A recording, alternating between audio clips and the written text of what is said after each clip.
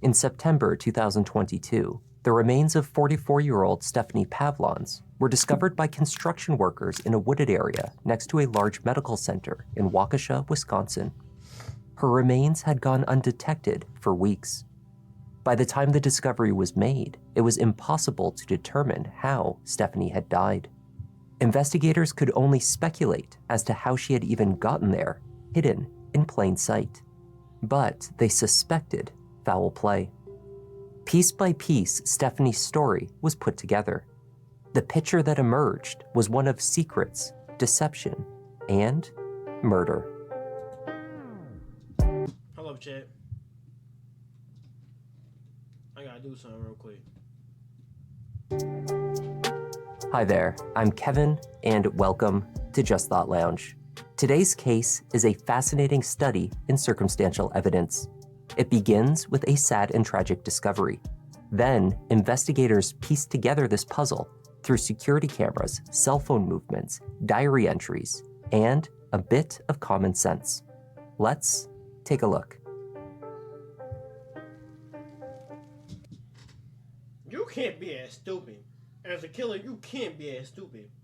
You let somebody write a letter about you and then literally they found you. That's crazy.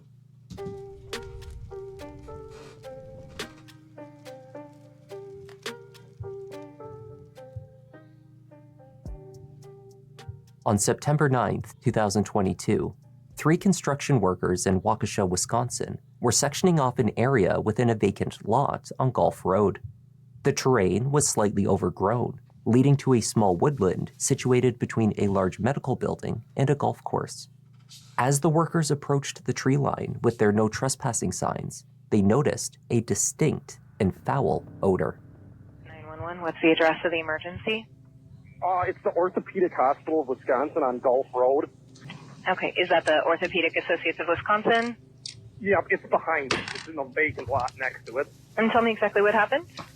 We found a dead body in the woods when we were putting up stakes for no trespassing signs. We smelled something and then saw there's a dead guy back there. He's for a long time, so he ain't coming back from it. So Okay. In the tall grass near the trees were the remains of an adult woman, long since deceased. She was later identified as 44-year-old Stephanie Pavlons. The amount of time she had been in the woods was uncertain, though she had likely been there for at least a couple of weeks, based on the state of decomposition. Stephanie had not been reported missing. The 44-year-old was unmarried. Y'all niggas, bro. These niggas are so dumb. These niggas are dumb. I'm gonna keep it a bean. Niggas are dumb. She was mother to a daughter, 19-year-old Layla, whose calls, messages, and voicemails to her mother had gone unanswered since the end of August. She was in semi-regular contact with her parents, her mother, Georgianne in particular, and had lived at their home in Delafield on and off over the previous 5 years. It was not until September 12th, 3 days following the discovery of her body, that Stephanie's parents were notified of her death. Georgianne had sent her daughter messages over the previous 2 weeks. It was odd that she had not replied, but not overly concerning, she said. Her daughter was a private person and in charge of her own life. There was no clear pathway to Stephanie's body in the woods, though there were indications of traffic around the general area, mostly cans of alcoholic drinks and other small pieces of trash. 2 key items were spotted within 15 feet of her, a vape and a scalpel. The vape was Stephanie's. She was trying to quit smoking. The scalpel did not show any... Yo, and then y'all motherfuckers that say vaping is motherfucking smoking, vaping is better than smoking. Y'all niggas need to stop. I don't know what is wrong with y'all niggas, bro. Y'all say vaping is better than smoking? I'm not gonna lie. If I had to pick, I'm not smoking neither. But if I had to pick, I'll probably pick a cigarette over a vape. I'm gonna keep it a bean. And the reason why I say that is because I heard that vapes are way more deadlier than cigarettes in my near her person. Stephanie was wearing dark jeans, white tennis shoes, and a loose-fitting, long black yeah. t-shirt. The I can medical still hear it, though. examiner performing the autopsy was hindered by the state of the remains. The extent of decomposition meant that no cause or manner of death could be determined. A toxicology was performed, but it was also limited due to the muscle and tissue available for a sample. Results found that Stephanie had traces of some of her prescription medications in her system. Stephanie took medication for seizures. She also had prescriptions for oxycodone to address neck pain from a car accident. Oxycodone? Oxycodone? She also took Xanax for her anxiety. Whether Stephanie's death was natural, a result of a health condition, whether it was caused by her medications, or if she died as a result of foul play, was not a question that the autopsy could answer. Man, that nigga took it. My fault. Man, she took When the investigators notified Stephanie's parents of her passing on September 12th, they learned that she had not been living at their house consistently for several months. Stephanie had instead been staying with her on-again, off-again boyfriend, 55-year-old Matthew Paul. Matthew had a unit at the Willow Park Apartments on Delafield Street in Waukesha. He was the father of Stephanie's adult daughter, and the two had maintained some form of relationship over 20 years. Curiously, Matthew had also failed to report his girlfriend missing. Instead of speaking with Matthew immediately, detectives first went to building management at Willow Park and requested weeks' worth of the apartment's video surveillance. They were hoping to catch a glimpse of Stephanie and establish a timeline leading to the date of her death. Slowly healing from a broken foot, Matthew was captured hobbling in and out of the north exit of the building in late August. He routinely entered from the parking lot, pausing at the door to prop it open. Detectives quickly realized the reason he did this. Stephanie was often right behind him, and she clearly did not have a key. The two would regularly enter and exit the apartment separately, though within only a few minutes of each other. It was against the terms of Matthew's lease to have another resident in his unit. The footage from the building made clear that Matthew was obviously skirting the rules. Stephanie had been living with him. Wait. She can't live with him? Wait, what? That's stupid. Any apartment go by something, yeah. You can have two people in. Now some, they buy some, yeah, you can only have like two people in like a one bedroom apartment. Still, if you got a one bedroom apartment, you can still have two people. Stupid apartment. See? This is why I'm scared to actually freaking go to an apartment. Because if they say you can only have one person in one bedroom, like, bro, what? You stupid. The last day that Stephanie was captured on the cameras at Willow Park was on August 23rd, 17 days before she was discovered in the woods. At 8:39 a.m., she exited the north side of the building, wearing the same jeans, shoes, and oversized t-shirt that she would later be found in. She also carried a black purse with a chain strap and a large pink water bottle. At 8:40, Matthew was captured exiting out the side of the building carrying a plastic bag. The items inside were not clearly visible. The dash camera footage on Matthew's truck captured only a few seconds that morning, showing him pull around the apartment building to collect Stephanie. The couple drove to the Quick Trip on Grandview, where Stephanie popped inside to purchase them breakfast. Nah, I'm gonna lie. That side door thing sounds a little bit suspicious there, buddy. What are you doing there? Y'all usually go to the north side. I just saw that y'all mostly go to the north side. Why today you go to the south side? Huh? Yeah, a little bit suspicious, huh? I'm not gonna lie though. Everything besides this seems normal. They went to the Matthew store. waited at the truck for her return. Makes sense. Stephanie emerged from the truck briefly to dispose of their trash. It was the last time she would be captured on camera alive.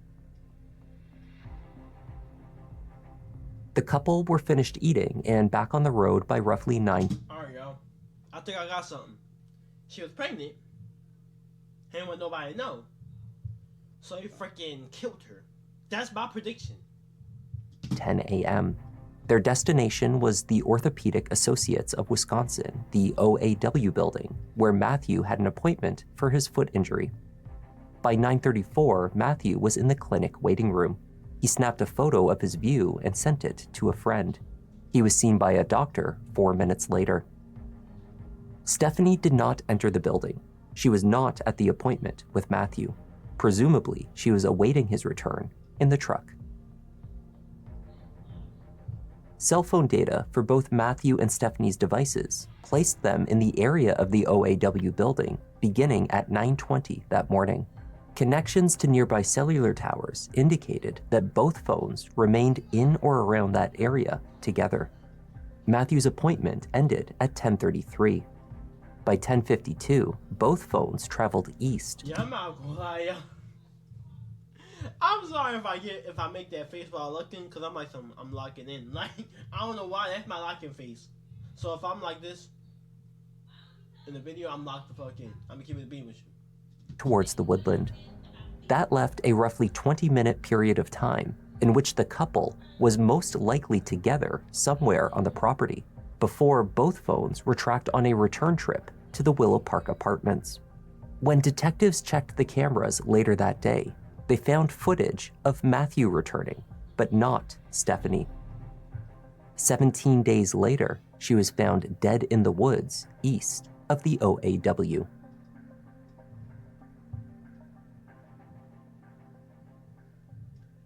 Matthew was brought in to speak with detectives on September 17th. While he answered questions, a team of investigators were searching his truck and apartment.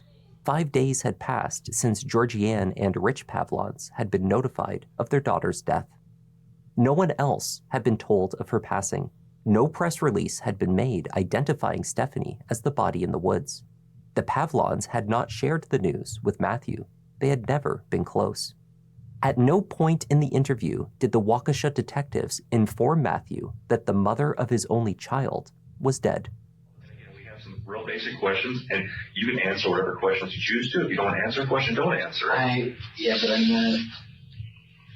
Do you have any? Are you curious at all about why we want to talk to you?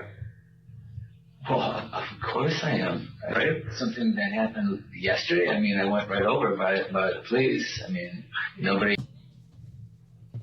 This nigga, bro. If this lady is the mother of your child, why the frick are you not? Why the frick aren't you saying so? Like, did y'all find her? You talk about, yeah, you know, I know, you know, like, I guess y'all meant something yesterday. Like, what, bro? Damn, you're not even concerned by a little bit. And that nigga said, yeah, I know, but like, I heard y'all found something yesterday. Like, bro, what? That man had no enthusiasm in the world. Damn. That nigga was like, y'all find something yet? That nigga seems suspicious already. We're not here about anything yesterday, okay? Let's talk about Stephanie. What is she to you?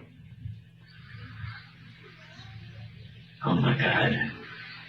It's BM. Stephanie is the mother of my daughter. And you guys already know that. Yeah. Did you guys have a current relationship?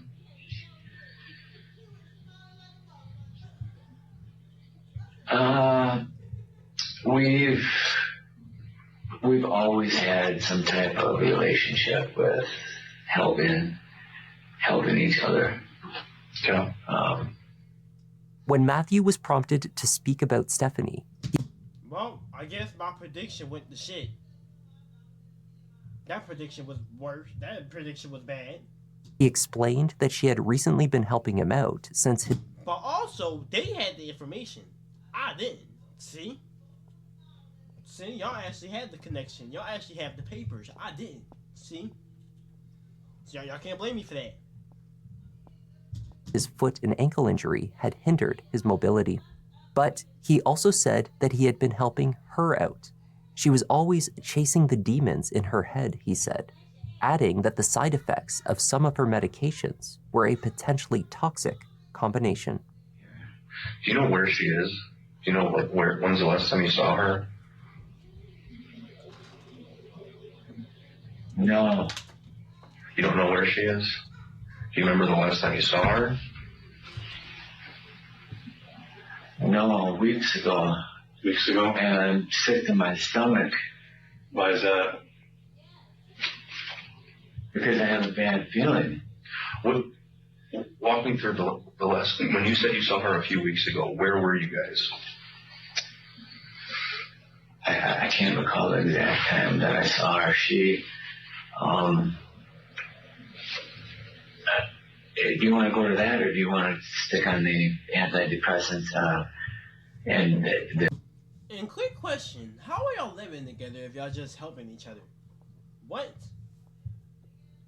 I get that y'all helping each other, but like, shouldn't y'all have your own places if y'all just not together at that point? And y'all could just co-parent like that? A few times I had to go to the hospital with her because she was in such poor condition. We'll come back to that, man.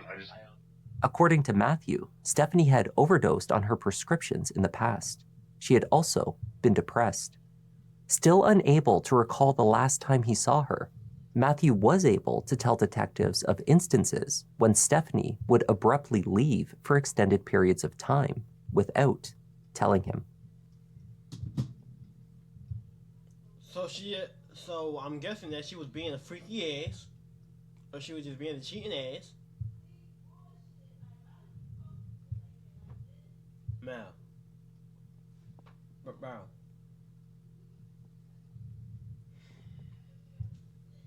I'm not that old. Y'all niggas keep saying this shit, bro. I don't look like this nigga. Not at all. If anything, I'm not gonna lie, I don't wanna be that nigga neither. Detectives were eventually able to steer the conversation to the last time Stephanie was seen alive, the morning of August 23rd, when she traveled to the OAW building with Matthew. You went with her to an appointment at orthopedic. You guys know something you're not telling me. No, we're trying to figure out where she is. This nigga already trying to get information. Y'all know something y'all not telling me. Like, bro, what? He like some y'all niggas lying to me. What's going on? Last saw her. So I guess you just told me you said you guys went to orthopedics together. Yeah. Oh, I've been going to orthopedics since. Right. This is the day after May. Right. This is the day after though. You guys went mattress. Yeah. I can't recall the exact dates, but she went there with me a few times. Okay. This would be the last time that you would have seen her though. In the last few weeks, you said. This one would be kind of. I would. You know, if you're thinking back, you haven't seen her since this day. And you said you guys went out there. I believe so. You went into your appointment, so this is the last time you would have seen her, it sounds like. Okay. Did she come in the building with you, do you remember? No. She stayed in the truck? Yeah, she stayed in the truck. You finished your appointment? Yeah. Come out to your truck, 10 and 1. She's gone. She's not in the truck anymore? She's gone, yeah. Did she have the keys or no? Do you remember? Oh, no, I had the keys.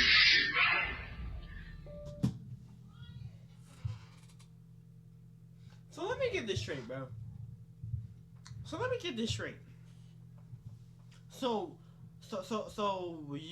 She's the child of your mother. Well, she's the baby mother of your child.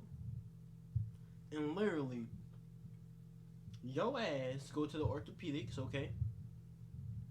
She goes with you, okay? That's common. You go to the orthopedics, you know. No chilling, but like at May, you know, it's hot as shit. But like, you know, hey, if she wants to stay in the car, that's her thing. Feeling's normal. Then when you come back out, she's gone. Nah, bro. Something going on here, bro. That story don't add up to me, bro. Talk about she's gone. I don't believe that. Because you took a picture and said you was in there. And then you sent it to somebody. which means you was trying to say you got yourself, you was in there before somebody went and got her ass. Yeah, goofy ass. Goofy ass. See, I already solved your fucking case. See, he guilty. I know he a guilty ass. I already know. Matthew said that when he returned to the truck and Stephanie was missing, he drove around the area looking for her. He could not call her, he said, because he knew that she had left her cell phone at the apartment. As Matthew continued to speak with Guilty detectives, ass. officers were busy searching his apartment. There were 2 items they found inside which raised red flags. The first was the large pink water bottle that Stephanie had carried with her on the morning of August 23rd, the last time she was Hold up, yo. Let me see something real quick, yo. I really need to see something. My boy, yo. seen exiting the building. It now sat on the floor of Matthew's apartment. The second was her black purse, carried by Stephanie coming and going in the days leading up to her disappearance, including the last day she was seen alive. The purse was tucked into the dresser in the bedroom. Matthew said he began to grow You guilty ass. Yeah. Well, I say it was his goofy ass. Ain't no way it got back. Unless your goofy ass had her leaving in there and you got her ass murdered. Yeah. Yeah. Well, I say I was on something there. concerned about Stephanie when he found her purse in the back of his truck. He discovered it, he said, over a week after he had last seen her when he cleaned out his truck at the car wash. When I really got worried and didn't understand what was going on is she put her purse in the back of my truck, in the back seat. I didn't notice that the purse was in the back seat until I went to the car wash about a week ago. Buddy, he's lying to y'all.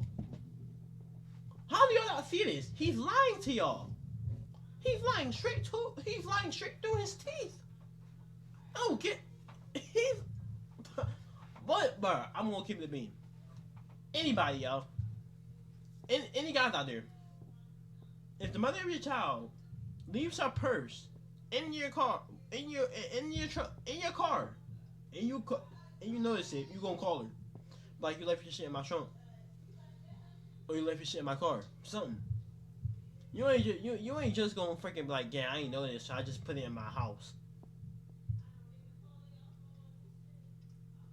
That just makes you look more guiltier. You might as well just call her at that point. Like, bro, and you talk about, yeah. You're making this shit way more suspicious than it already is. Like, what, my nigga? Like, this shit is suspicious already. Yeah. And I took out my car mats and I started cleaning everything, and lo and behold, I see her purse, and then that's when I was like thinking, well, this is strange. Footage from inside that car wash on September 6th does show Matthew Paul cleaning out his truck. What it does not show is him pulling out a purse, cleaning car mats, or making any kind of unsettling or concerning discovery.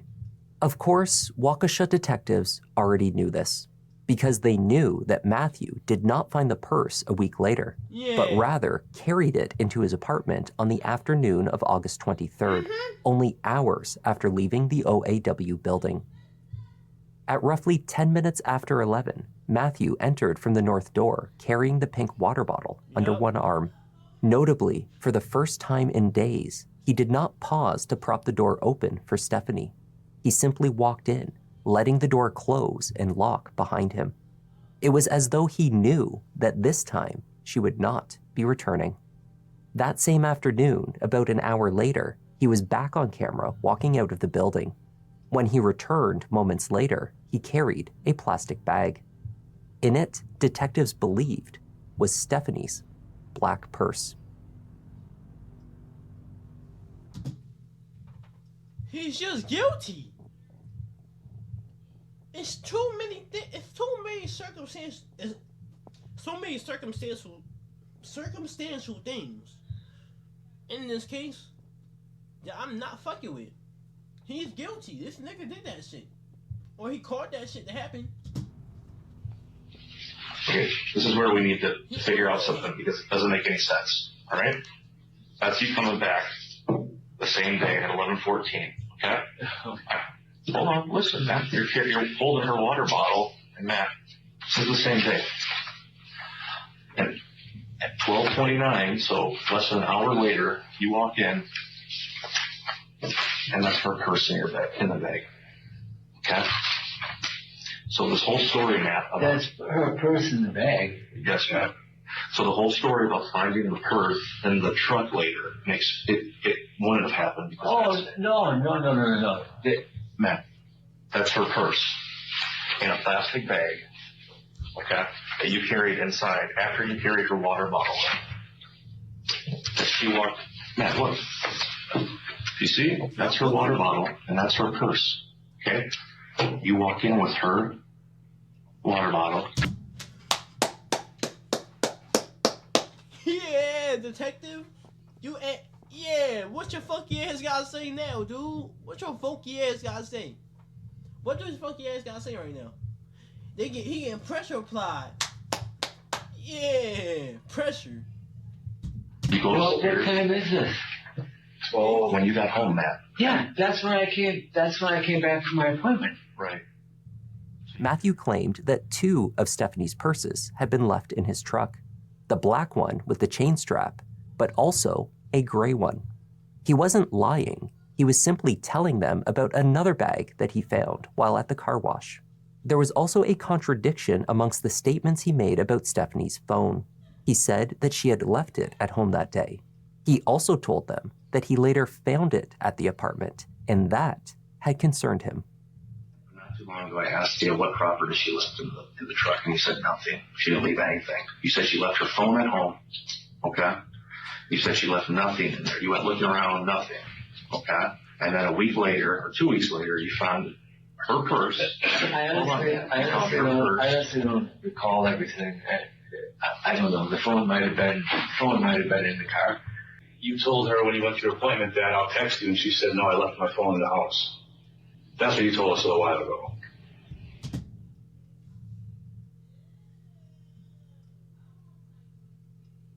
This nigga guilty, bro. Why was this nigga so sloppy about that shit? This nigga did not give. He wanted to go to jail. He wanted to go. I don't feel bad for that nigga. Nigga, you wanted to go to jail. And you killed your BM, which is kind of wild. I'm gonna keep it being with you. You got your BM killed, which is wild. I would never get my BM killed. That's crazy. If I did have a BM, I would not be getting her killed. I'm just saying. That's wild. But this nigga set that shit up. I know he did. If you're gonna charge me.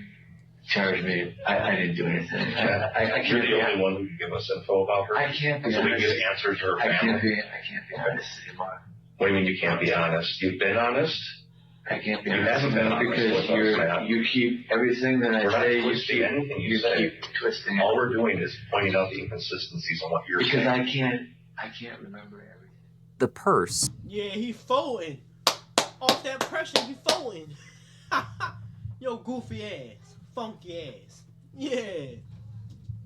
not the only items that Matthew claimed to have later discovered in Stephanie's absence. During that same car cleaning, Matthew claimed to have found a note written by Stephanie on yellow paper. He said it was underneath a floor mat. That note may explain why Stephanie was no longer around, however that came about, because in it, she vents her anger. It read in part, "I hate you. I hate being blamed for shit I didn't do. I'm done being used, abused, and taken for granted. All you care about is yourself and what you can use people for. My parents are the same way. I'm not allowed to speak my mind around you, drive, spend money, or even feel good." The note may have supported Matthew's assertion that Stephanie was miserable in her life and perhaps chosen to leave on her own accord on the 23rd. It also offered a glimpse into the controlling and abusive nature of their relationship. At the Pavlons' home on Delafield, where Stephanie sometimes Bro. Please charge the nigga, bro. He did the shit. He clearly said, if y'all want to charge me, charge me. Charge his ass. He said he can't be honest anymore. Charge his ass. Lived, officers discovered a collection of journals. There were entries beginning in the summer of 2020 and spanning through the spring of 2021 that investigators found to be of particular interest. Stephanie wrote of arguments with Matthew when he would lose his temper. She wrote of his control over her prescriptions, how he would take the medication for himself, and how he often grew angry if she took the medicine. She referred to his eyes as full of hate. Later that year, he was Dr. Jekyll and Mr. Hyde. There were days, even weeks at a time, when she appeared to be fine, happy even, though these periods never lasted, inevitably interrupted with another entry about Matthew's behavior. Much of her language during these low times was self-depreciating. Stephanie said that she felt that she had no one and that her partner treated her like a doormat. That Matthew Paul was a horrible boyfriend to Stephanie was never in doubt. This fact did not contradict Matthew's claims that he was innocent of her murder. Arguably, it supported them. He asserted that Stephanie could have chosen to leave him because she was unhappy, then later encountered foul play or experienced a health emergency in the woods. He also suggested that she was so miserable with him and her life that she could have chosen her own fate in the woods that day. Detectives soon discovered that Matthew was also carrying on relationships with 2 other women. There was evidence that Stephanie was aware of at least one of these connections. Both women were based in the Philippines. Matthew's correspondence with them took place mostly on Skype. But he was looking to take the next steps. Matthew had been planning a trip to be with one or both of these women before he injured his foot. Apparently, Stephanie was meant to join him. In the wake of her death, investigators believed that what Matthew really wanted was to have Stephanie nurse him back to health before he started his new life in the Philippines without her. Matthew Paul was arrested and charged with the murder of Stephanie Pavlons. He pleaded not guilty and stood trial in late October 2025. The state's case was largely circumstantial. The physical evidence was not only sparse, prosecutors could not even state with certainty how Stephanie died. Her manner of death remained unknown. And the theory of how Matthew committed the murder at the OAW building that day was murky. Was she killed in the truck and moved? Had the 2 walked out to the woods together? A cadaver dog, instructed to sniff a series of vehicles, had indicated at the trailer of Matthew's truck. In what scenario would Matthew have placed Stephanie in the back of his truck?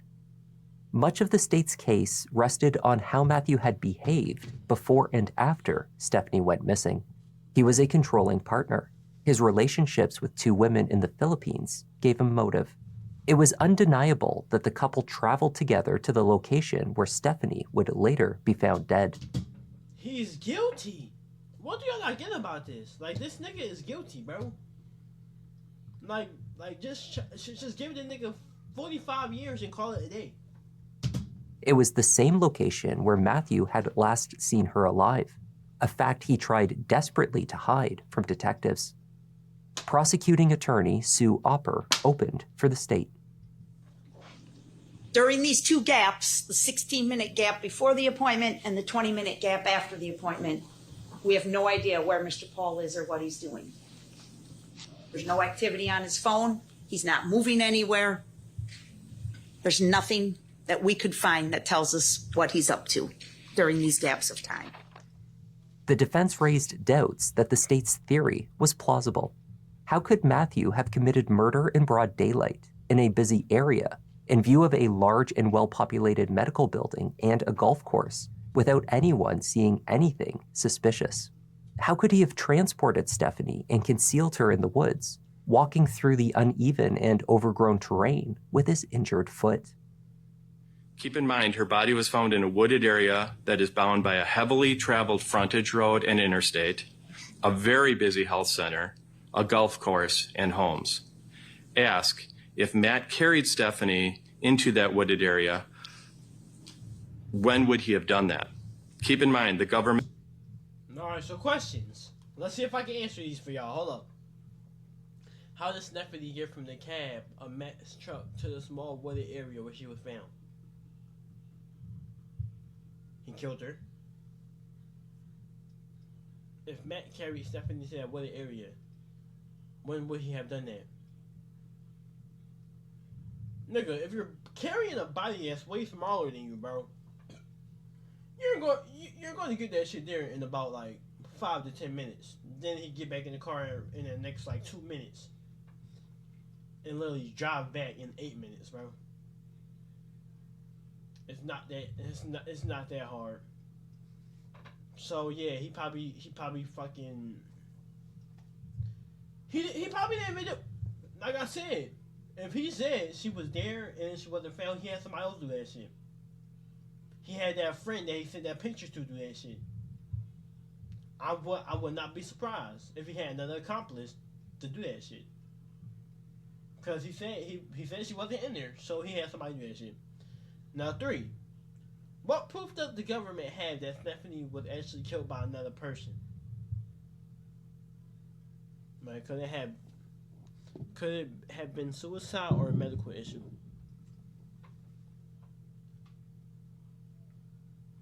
She was there and then she wasn't there? Then she found in the wooded area dead? Nah, bro. They don't have no proof. They have proof! Talk to the friend they sent the picture to. That's the proof right there. And literally track that person's phone, see where they've been, and if it matches where they say they've been, cool.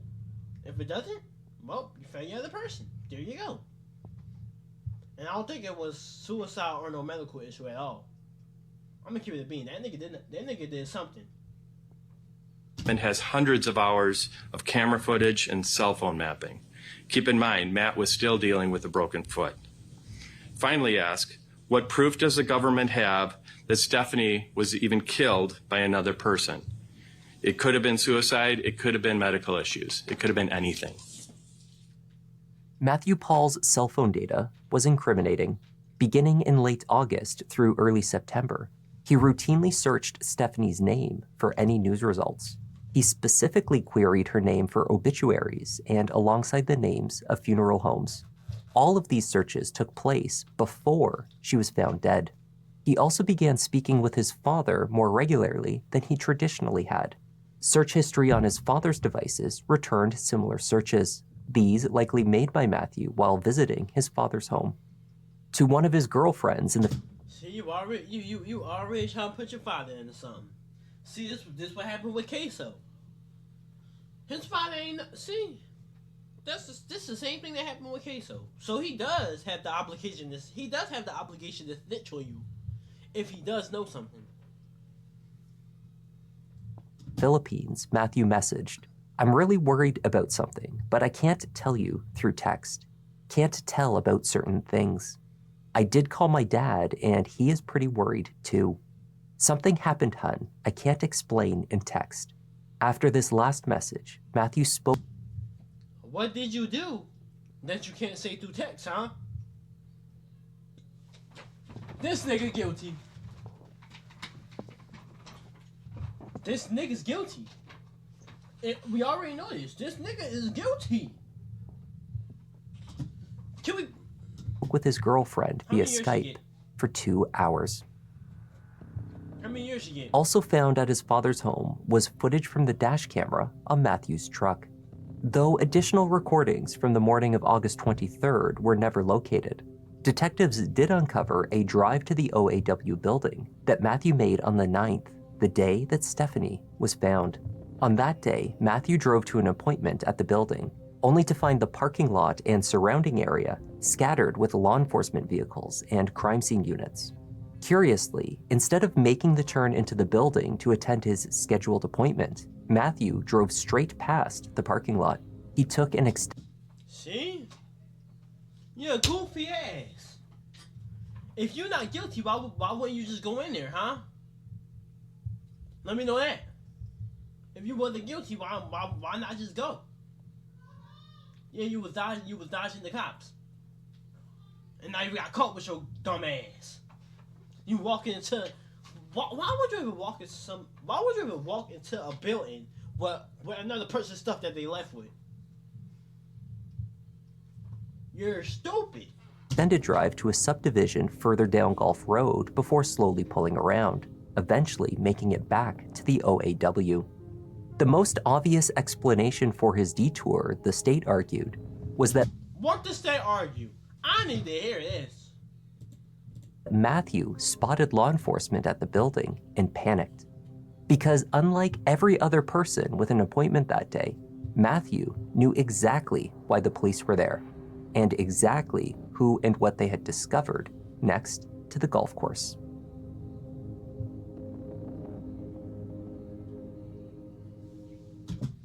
That's why it's good. That's why it's good to never have. That's why it's good to sometimes not have a dash cam. Cause look at your goofy ass. Your every movement plus your phone is getting tracked, my nigga. Stupid. Matthew declined to testify. He used his only opportunity to speak in court to take a dig at Prosecutor Opper.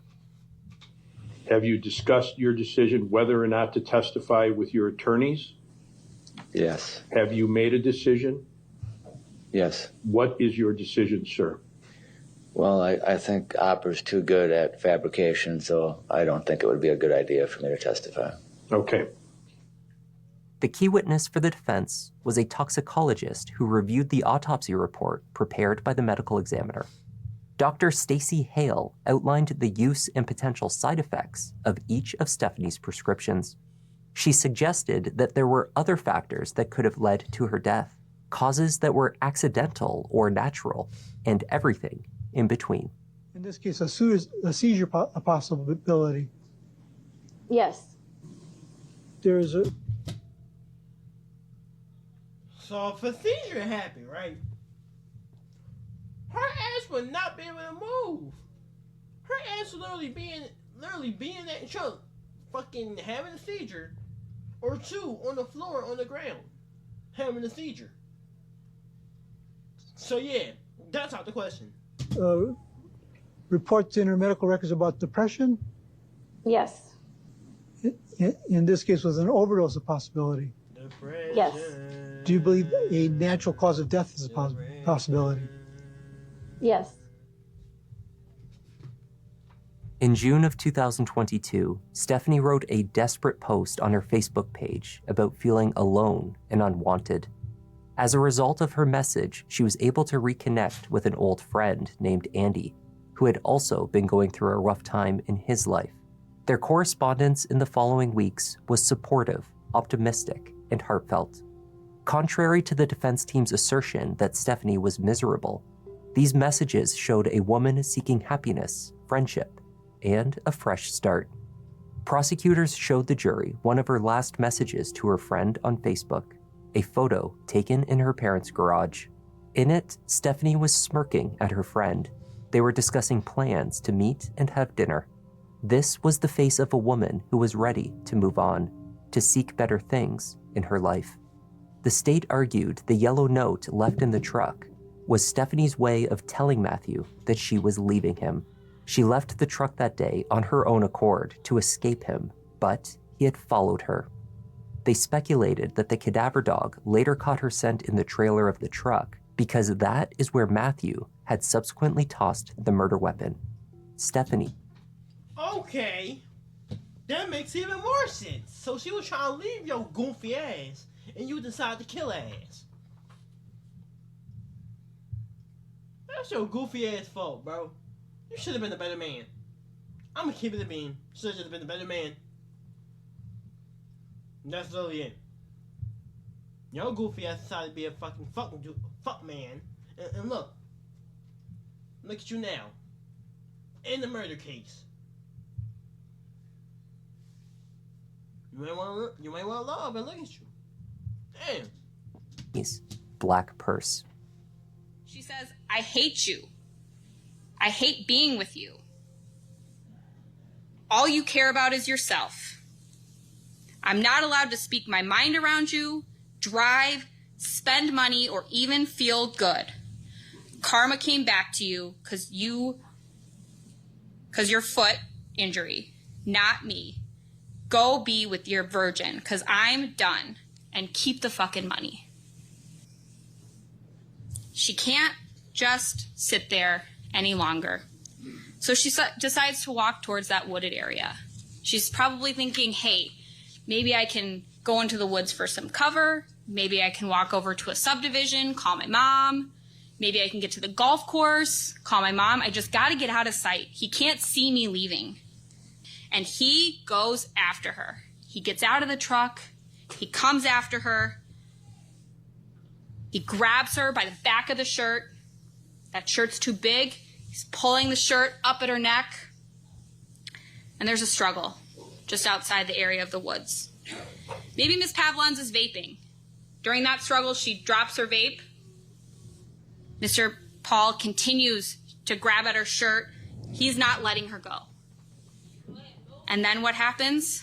Mr. Paul grabs her purse. And ladies and gentlemen, this is the murder weapon. He wraps this around her neck. He strangles her for just a minute or two. That's all it takes. She goes unconscious, and she's dead. He uses the strap of her own purse to kill her. The jury reached a verdict on all counts. He a guilty ass. Hey yo, everybody, give it to him real quick. 1, 2, 3, go. In just over an hour. The verdicts read as follows. We, the jury, find the defendant, Matthew E. Paul, guilty of first-degree intentional homicide as charged in count 1 of the information. The second verdict reads, we, the jury, find the defendant, Matthew E. Paul, guilty of hiding a corpse as charged in count 2 of the information. And each is dated today's date. On November 11th, 2025, Matthew Paul was sentenced to life without the possibility of parole.